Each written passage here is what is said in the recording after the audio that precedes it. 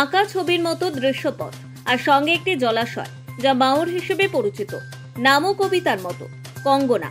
আর সেখানেই এই ছবির ঠিক বিপরীত চিত্র শনিবার সকালে। হাতে আঁকা ছবির সঙ্গে মিল না রেখে কঙ্গনায় ভাসতে দেখা গেল এক মহিলার দেহ।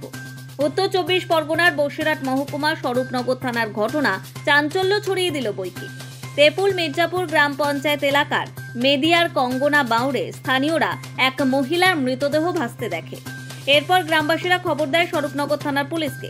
ঘটনাস্থলে স্বরূপনগর থানার পুলিশ এসে মৃতদেহটি উদ্ধার করে সারাপুল গ্রামীণ হাসপাতালে নিয়ে গেলে চিকিৎসকরা মৃত বলে ঘোষণা করে। 60 বছরের বেশি বয়সী গৌরী কুণ্ডু দীর্ঘদিন ধরে মানসিক অবসাদে ভুগছিলেন। পরিবারের লোককে খবর দিলে পরিবারের লোক গিয়ে মৃতদেহ শনাক্ত করে। ওই মৃতদেহ ময়না তদন্তের জন্য স্বরূপনগর থানার পুলিশ বসিরহাট পুলিশ মর্গে পাঠায়। মৃত্যুর কারণ নিয়ে রহস্য ঘনীভূত। সকালবেলা যখন আমি চা খেতে যাই তখন শুনতে পাই যে বাউরের ঘাটে একজন মহিলা ভাসছে। আমার যেরকম চা খেতে চাই আমার বন্ধুবান্ধব নিয়ে যাই ওখানে, চল তো দেখে আসি চেষ্টা কি।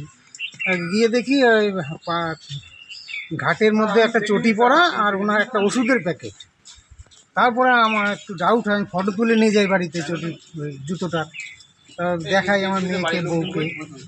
তার বললো, মা এটা বোধহয় দিদুন হবে, মেয়ে বললো।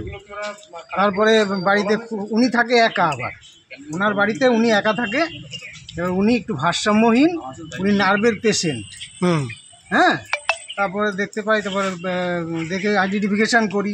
তারপর দেখা গেল হ্যাঁ আমার শাশুড়ি। তারপর মেয়েদেরকে ডেকে ফেকে পুলিশ পঞ্চায়েত প্রধানকে যাই, তারপর প্রধান পুলিশকে কল করে, তারপর পুলিশ আসে, এসে বইটা উদ্ধার করে।